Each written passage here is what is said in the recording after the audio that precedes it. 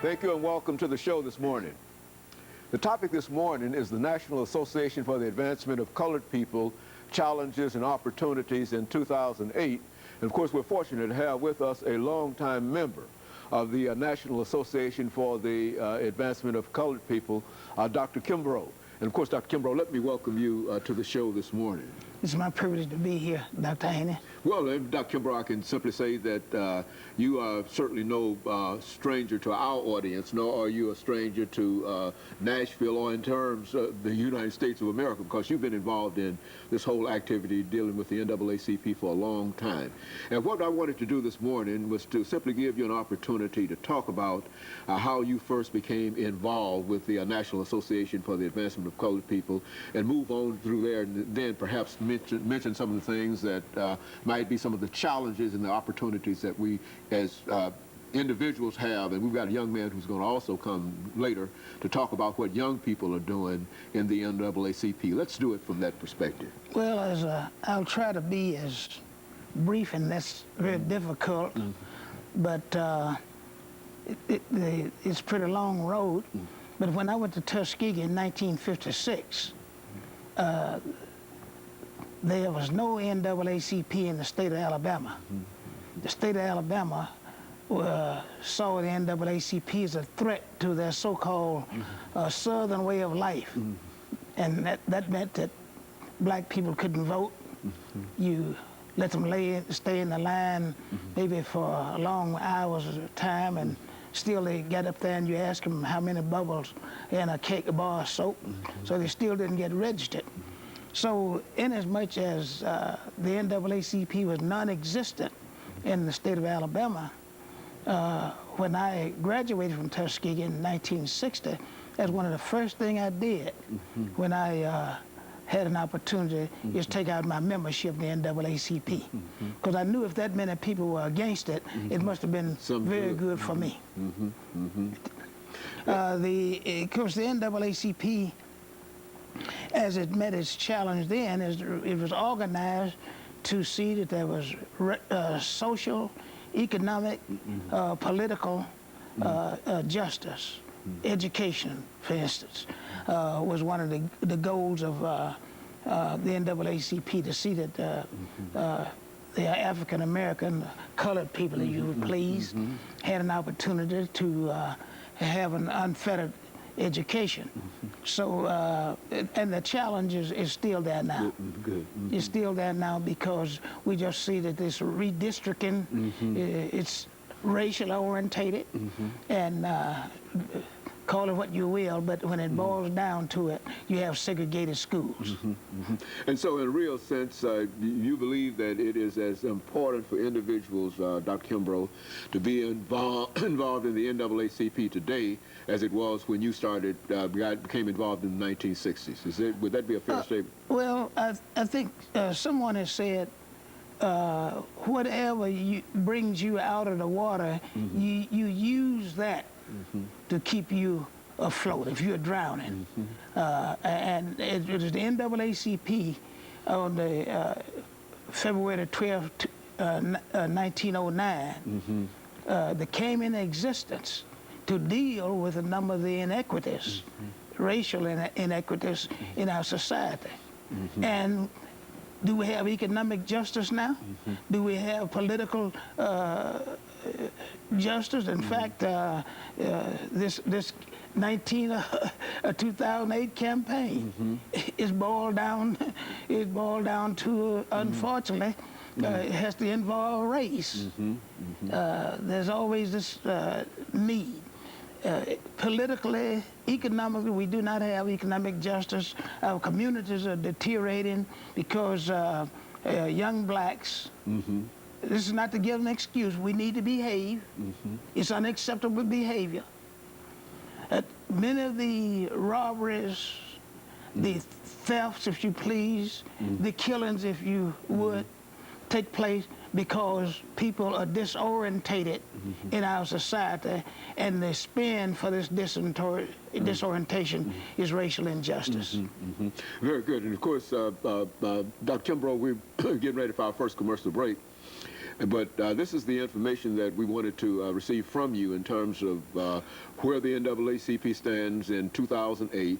And at the same time, you're telling us now that it is as important in 2008 that Africans become involved in the political process, that we seek economic justice, and that we deal with our schools even in 2008, just as we dealt with them in the earlier periods of separation and segregation. They're still in the playing field, on the playing field, and we must register people to vote.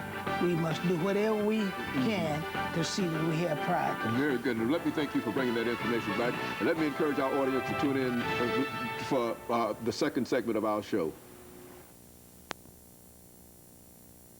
Segment of the show for today.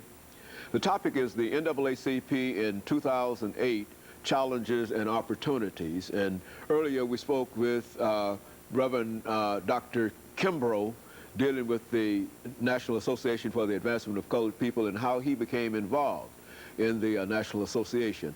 And now we have with us Reverend Andrew Wardle, a student at Tennessee State University who is also involved with the NAACP as a member of the Tennessee State University chapter of the National Association for the Advancement of Colored People. And of course, Reverend Wharton, let me welcome you to the show this morning. Thank you. And of course, let me tell you not only how delighted we are to have you, but it's seldom that we have a young man or young woman dealing with some of the critical issues that we're dealing with, but we recognize that it is the young people today who will have to deal with the issues that Dr. Kimbrough pointed out as being on the forefront in terms of the NAACP. Let's look at your background and education and some of the things that eventually brought you to the National Association for the Advancement of Colored People chapter at Tennessee State University. Well, I was born and raised here in Nashville, Tennessee. I graduated from a Christian private school, Davidson Academy, and I had gone there my whole life. I had went there my whole life, 14-year senior. And later on, when I received a calling, I wasn't sure if it was a real calling or not. I would know I was chosen to give a message, and it wasn't until later that I felt that I was truly called. But Dr. Kimbrough, who we've spoken to earlier, introduced me into the NAACP. And that's how I got involved into it in the first place. And what we really do in the NAACP as far as our church, we have NAACP church services. Sometimes they go on near Youth Day. And for instance, we have certain voting times, and we try to get everybody to vote on the same day and so forth. And one of the struggles at our church is getting more people to vote, especially the youth. Now, when I turned 18, I couldn't wait to vote because I know that voting equals voice.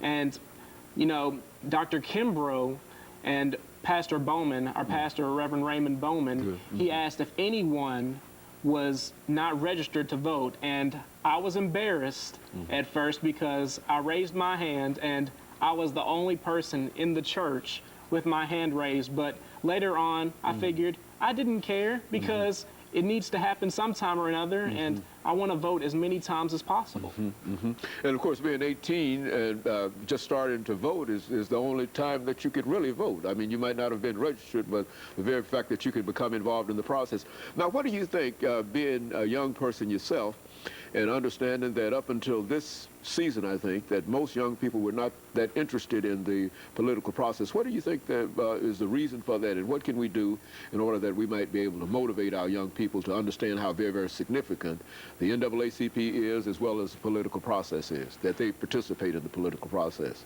I believe that the reason they are not inspired to participate in the political process is because they don't particularly believe in the change that voting could bring. I mean, to a young person, you might say, what can one vote do?